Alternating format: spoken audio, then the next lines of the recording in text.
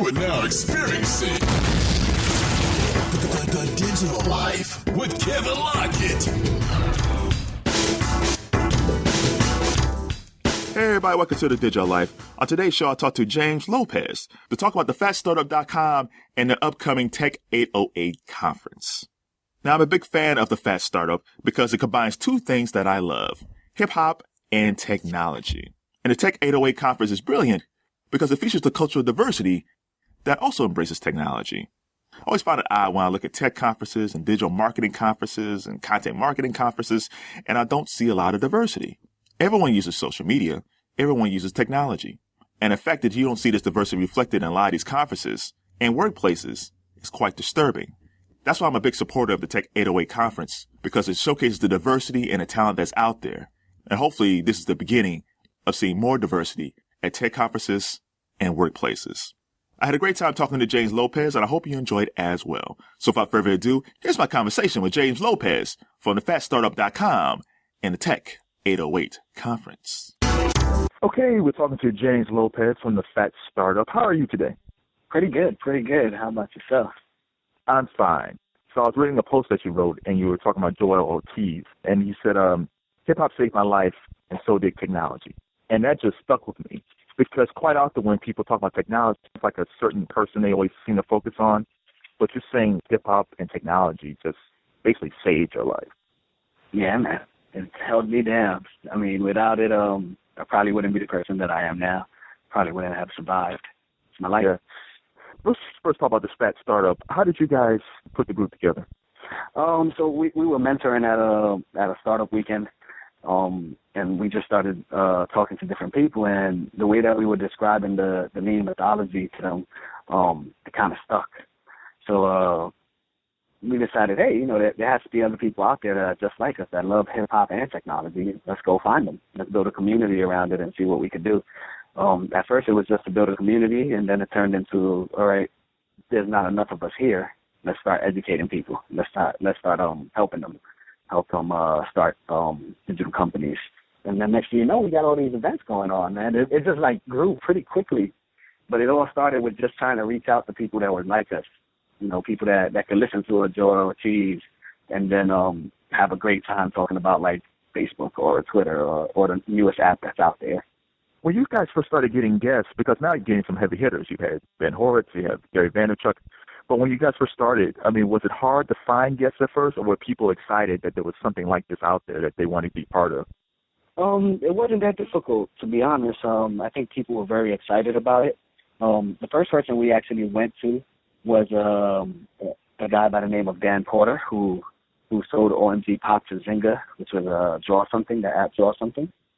And when we asked him if he could speak about his love of hip-hop and Biggie and how it helped with his technology background or his technology upbringing, he was very excited. He was like, yo, come by. He's a big guy. Like, he had just sold his company for like $200 million or something. Like, it was some insane number.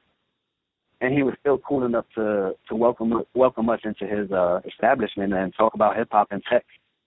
And from there, it just kept going. Like, it didn't stop. Because I think what happened was that we wanted to go after the big guys. Like, everybody told us, don't start at the top of the mountain. It's not going to work. We just said, nah, that's what we're going to do. And it kind of worked out. We were pretty lucky, man.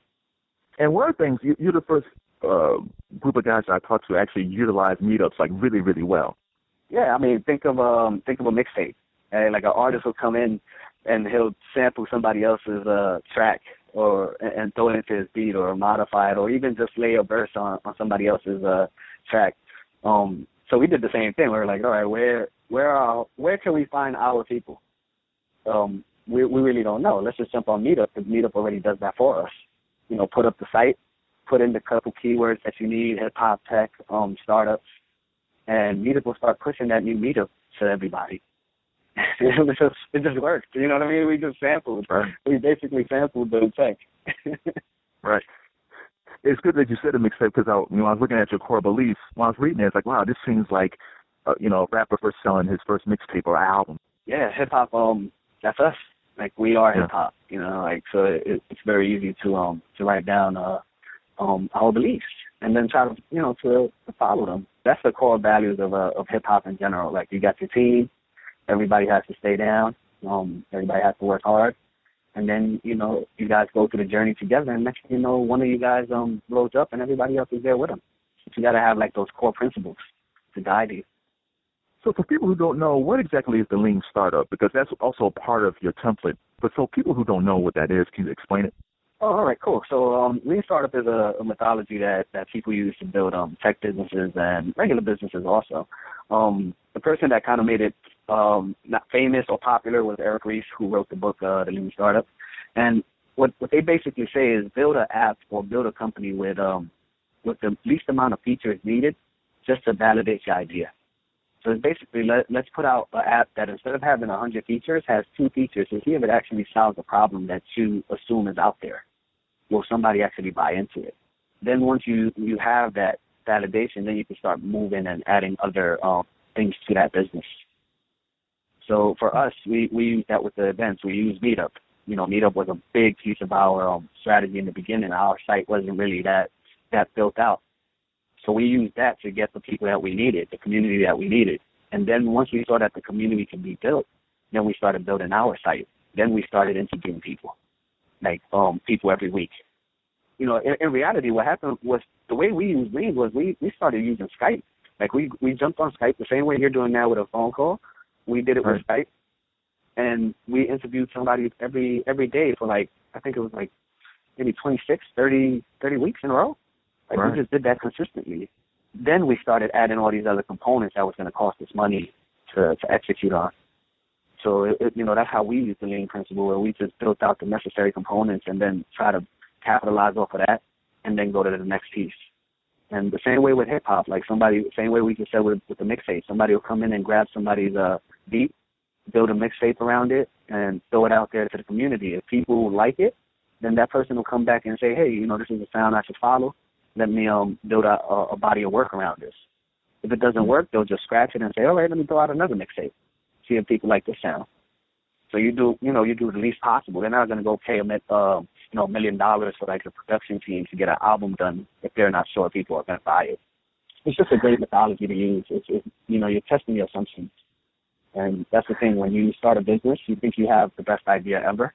And it might be, but you think it is, and people might just not buy into it. So why spend so much money and time or effort building something that people just don't want? Lean helps you avoid that. And see, I think a lot of people sometimes feel like, well, I have to be a coder. And yeah, if you know how to code, that really puts you in a driver's seat in many different ways. But you don't have to be a coder to utilize this technology. As long as you have an idea and something you really want to try, there are still free tools out there for you to implement your goals and dreams. Yeah, think about it as the basketball team. A basketball team, you got the guy that's the center that can just jump, tip over and dunk on everybody. You want to be part of that team, but you're never going to be him. So same thing with the coding. They have their pieces of the team that they need.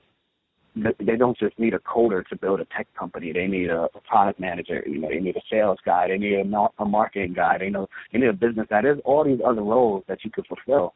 Now, coding will help you because now you don't have to spend the money for a coder, and you can fix your site on the fly. You could wake up one morning and say, hey, this feature doesn't work, or I have an idea for this feature. You could code it, and now you don't have to pay somebody an hourly rate. That helps a lot, but you don't necessarily need to be a coder. I have a computer science degree. I used to code. I don't code anymore, and that's just because I don't like it. I just didn't like to code. Right. That I rather tinker with other parts of technology. You guys also have a free scholarship for Skillshare, where people can kind of register almost for free. You get a free month of Skillshare for free. So if you want to learn how to code, this is a great introduction to learn how to code, especially from ground zero. Yeah. So Skillshare, salute to Skillshare, because that was kind of huge to hook us up like that. So everybody gets a free month, and that's great because you don't have to go to the conference to get that promotion. And Skillshare just lets anybody learn whatever they need to learn at that moment.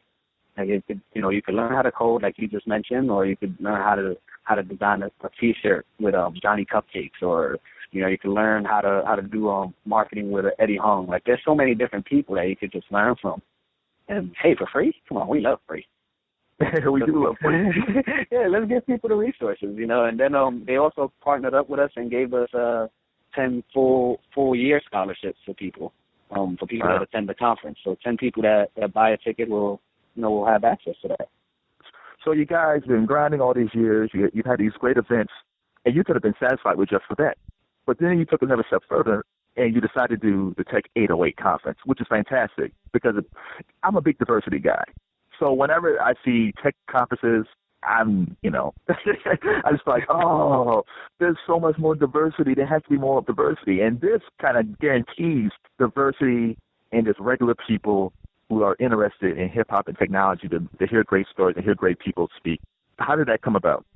Well, that was Jade and Jay Soho, who are part of our founding team, and they came to us before we even decided before we even had a inclination of even doing a conference, because that was kind of like wild in the beginning. We weren't too sure we were ready for something like that. And, they came on the team and they wanted to partner up to do that, and we jumped on board. We said, hey, let's do it. Let's give it a year. Let's do these events every month and see what happens. A year later, the conference is happening. We had to do it. We had to do it because the meetups were dope. We had a lot of people there, but they weren't touching enough people. Like 100 people in the room was pretty good, but can we get 400 people in there, and can we have a really good network of people in there that we can now have a full day of just executable advice thrown around everywhere? Like you could just, like, I could see people just grabbing advice here from there, from different people networking, writing down in their notebooks. They might come out with a business. Who knows? And like you said, at these conferences, there was never any diversity. Like I would go to these conferences and I would sit in the front or sit in the back, wherever, but I would look around and nobody really looked like me. Right. And sometimes that could be intimidating to people. It's hard to learn in that environment, and sometimes it's hard to learn from people that don't necessarily vibe with what you do. And that's what we want to do with Tech 808. We were like, all right, we could grab people like Ben Horowitz. We could grab people, hopefully somebody like Mark Zuckerberg. That would be dope. But will our people still come out to see that? Who's going to be in the audience if we grab these people? Right. So we had to switch it up and grab people from within our community and just take that risk. So we needed to go big, and then we needed to go bigger by taking a different approach and say, you know what, we could grab these superstars, or we could grab people that we think are superstars in our scene. That one's better because people can learn from them. People can't come in and learn from like the Jay-Z. You could grab words of wisdom from him, but whatever he's doing to build his business won't necessarily work with your business. Right. He has these connections in place. You know what I mean? You don't. He has the money. We don't. So we needed to switch it up and give as much value to our people as possible. And I think that's what usually happens. I think people, when they start reading biographies about people who are successful, they catch the people in midway or towards the end. They don't know the story from the very beginning. Like with Jay-Z, people weren't there when he's first trying to do Reasonable Doubt. They see him now, and it's fantastic, but the philosophy of your organization, we're talking about the very beginning, the ups and downs, what they went through, and what you can do to kind of realize what you want to accomplish with your business. Yeah, I mean, I think that's the way you learn because they just need to be like a couple steps ahead of you. I mean, learning from somebody from like Jay-Z, that's great. Russell Simmons, great. But like learning from somebody like Joe Spearman of Local Ear, like, come on, this guy, he's been in the scene for a while. People in the scene know him. The world doesn't know him yet, but he's building a company that will be $1 million company one day. Like, he's really killing it, and he just finished raising a nice little seed round. So now he'll come in and actually tell you how he did it.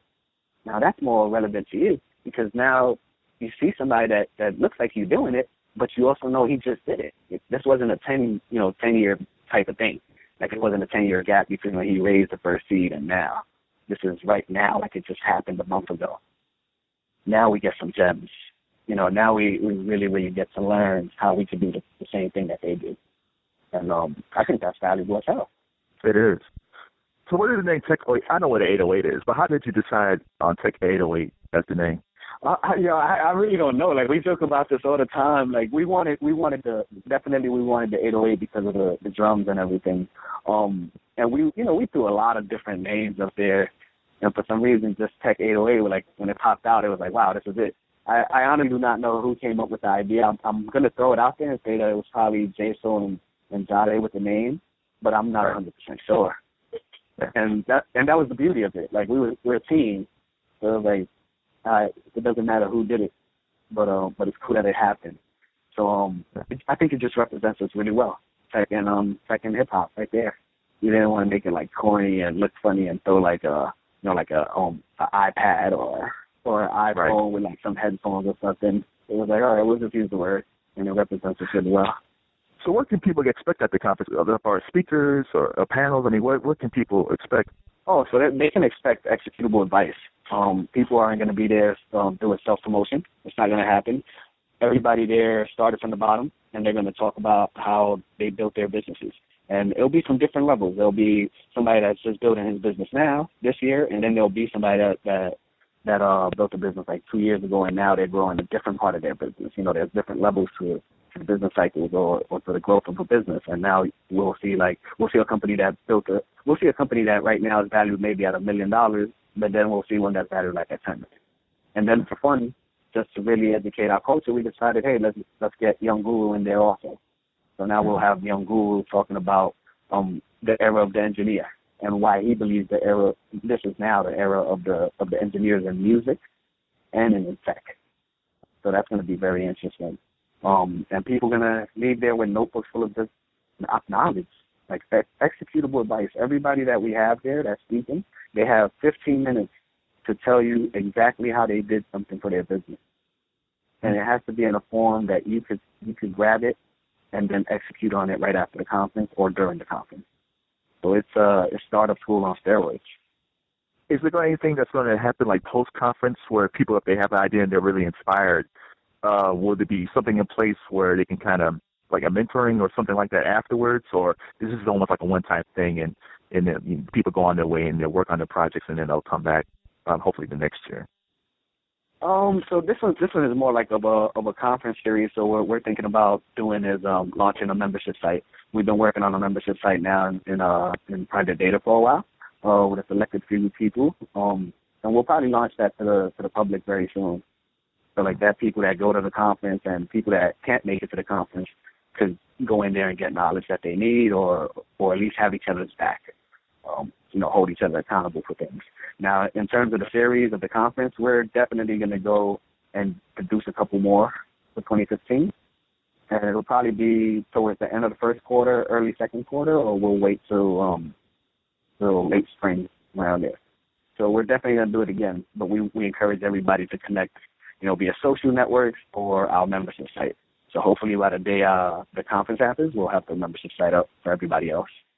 The one thing I did know is we always hear about the Silicon Valley, and I'm in Akron, so there's a lot of stuff that's happening in Detroit when it comes to tech, and even in Cleveland.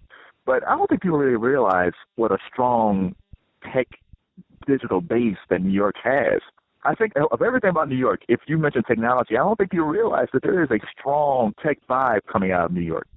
Oh yeah, no, it definitely is. There's a lot of people out here really, really hustling hard, and that's the beauty of it. When we were doing the Tech 808 conference, it was like, who do we grab? Like, who do we put on the stage? Because everybody out here is really, really hustling. So it's beautiful to see. I think the beautiful part about technology is that here in New York we have a big tech scene, but with a couple people you can grow a tech scene anywhere. Like I've seen it happen in Newark, I've seen it happen in Chicago, and it's kind of insane. Because then all of those little pockets of tech communities, they start connecting on the web. Okay? So now if I go to your city, we're going to connect. And now you're bridging the gap between both communities. You know what I mean? So it's kind of dope to see. But New York is really, really growing. I say we give Cali competition on the business side. I think Cali is definitely a little bit ahead of us on funding and the talent, definitely the talent pool. But we're getting there.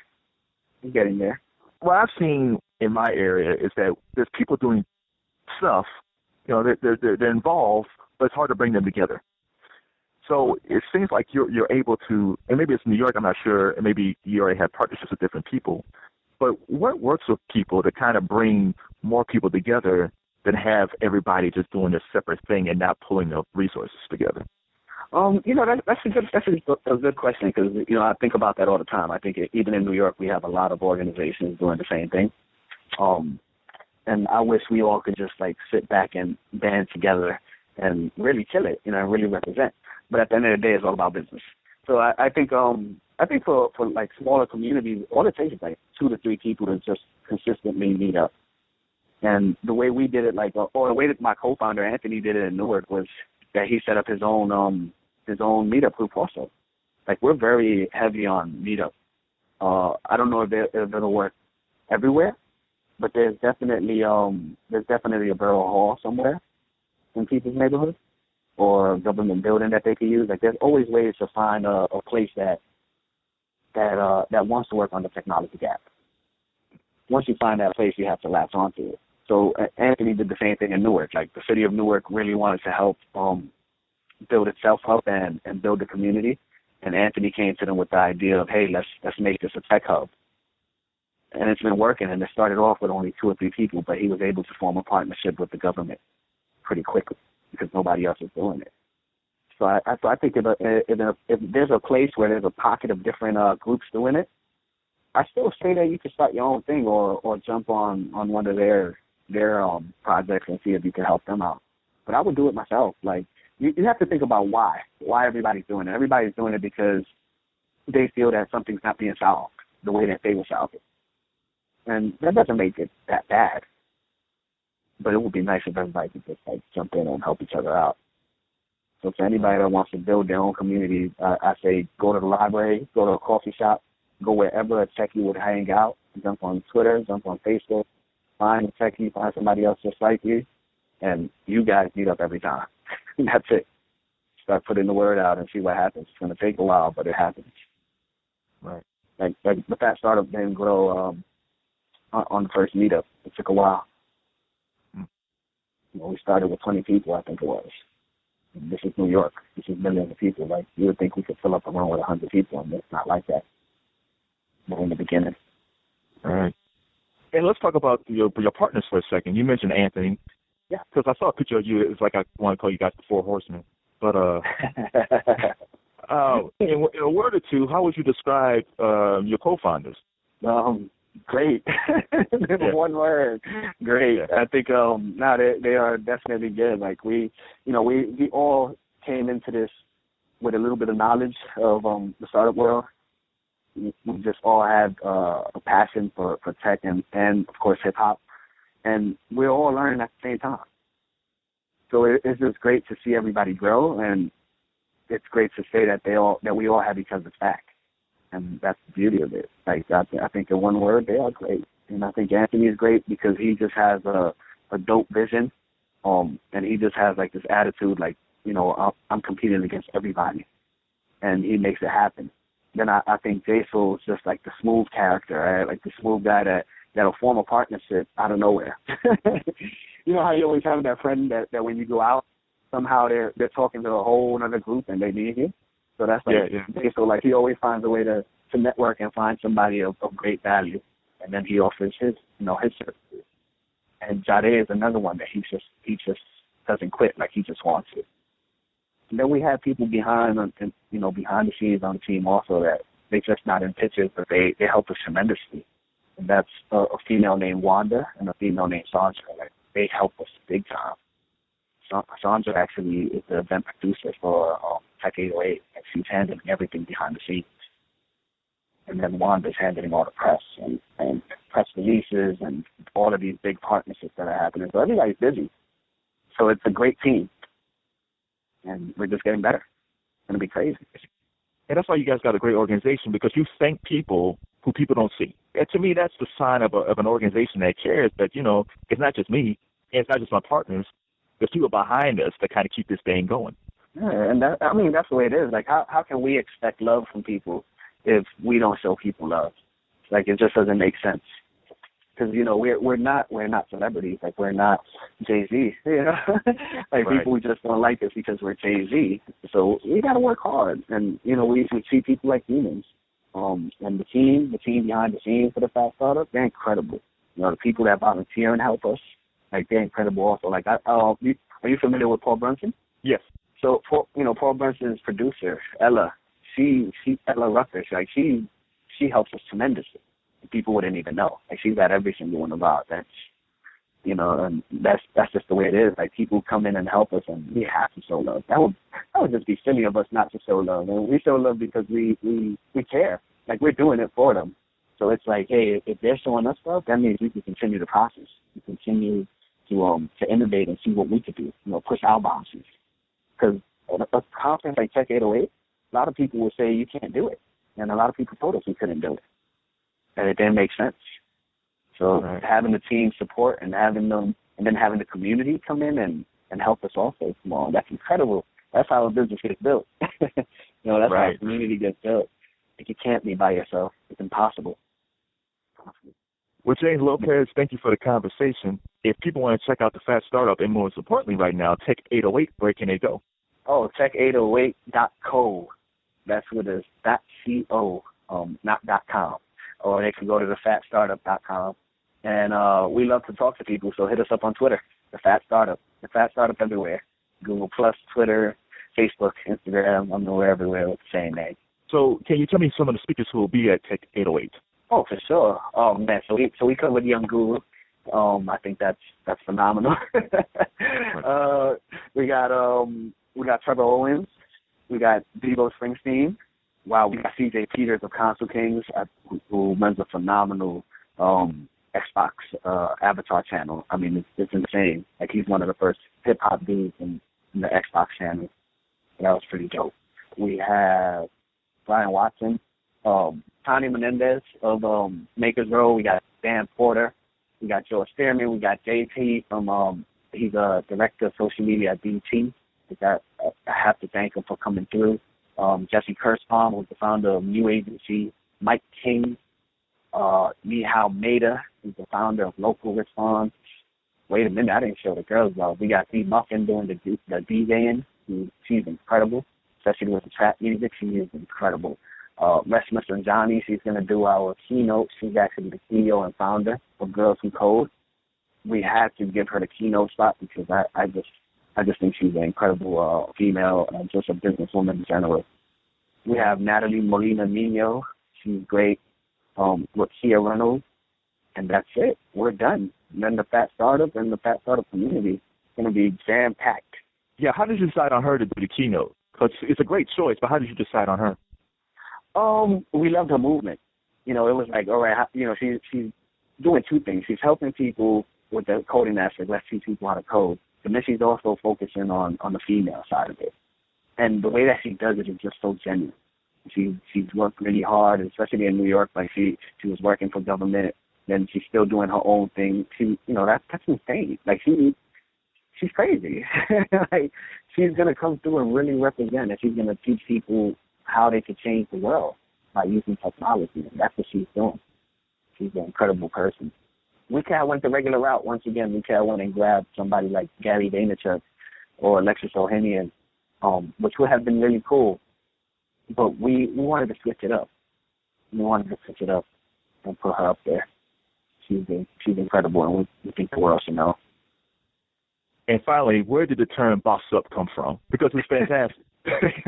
Oh man, so boss up. Oh, I don't even know where it came from. We just started joking around one day. We were saying, what are we doing? Well, we're helping people create businesses. All right, what does that mean?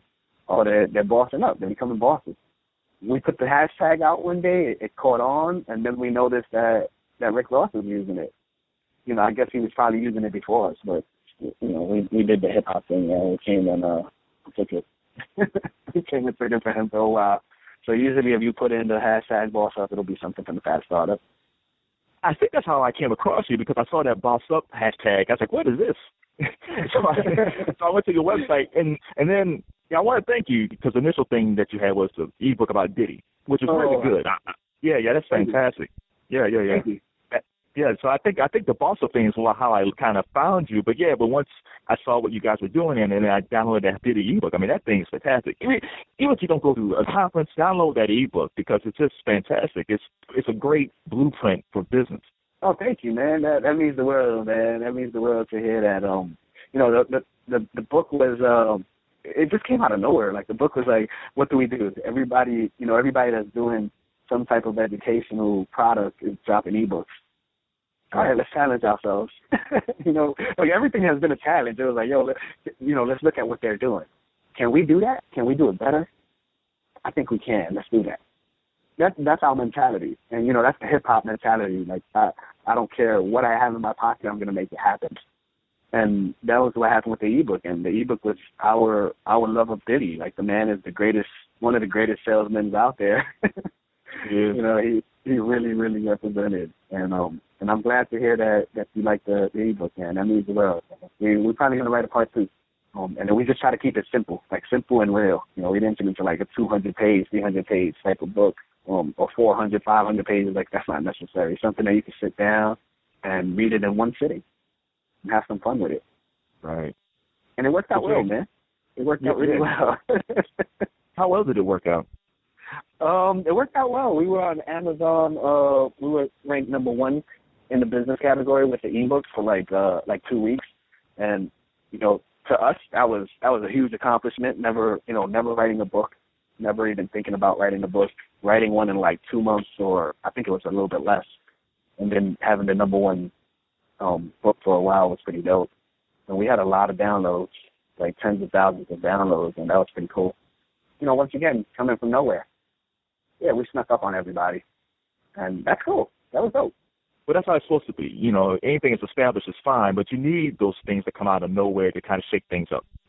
Yeah, and it still happens. Like, sometimes we'll end up somewhere at a conference, and, maybe if we get lucky, one person knows who we are.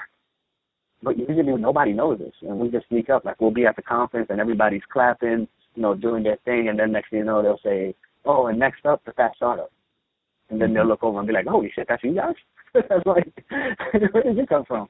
And it's like, wow, where did we come from? You know what I mean? Right. That's kind of nuts. We just showed up, and it feels good. It feels good to know that the work is getting out there, and we're helping people.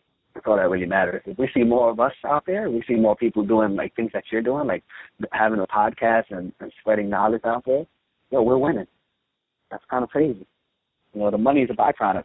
Bring on the money. I'm not going to say no to the money, or I don't think any business person will say no to the money. But it is the byproduct of you building something that you really, really want to build, and that's what's happening now.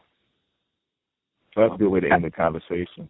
Thanks a lot, James, and good luck with the Tech 808. I think more people will know who you guys are after the conference. I'm excited to hear what happens afterwards. Yeah, for sure. Thank you. Thank you for always supporting us.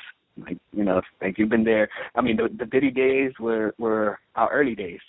So that Right. means you're an early supporter. And that, we appreciate you for that. You always got friends in the tri-state area. Hey, thanks a lot, James. For sure. Boss You up. too. Boss up. Everybody boss up. Bye. I want to thank James Lopez for being a great guest on The Digital Life. Make sure you check out the Phat Startups interviews and blog posts at thephatstartup.com. That's thephatstartup.com. And learn more about the Tech 808 conference at tech808.co. That's tech808.co. If you can't make it to the conference, make sure you follow it on Twitter at hashtag Tech808. That's hashtag Tech808. And if you want to listen to past Digital Life shows, make sure you go to digitalkev.com. That's digitalkev.com. And you can follow me on Twitter and Instagram at Kevin Lockett. That's at KevinLockett. All right, everybody. It's the Digital Life. I'm Kevin Lockett, and I'm out.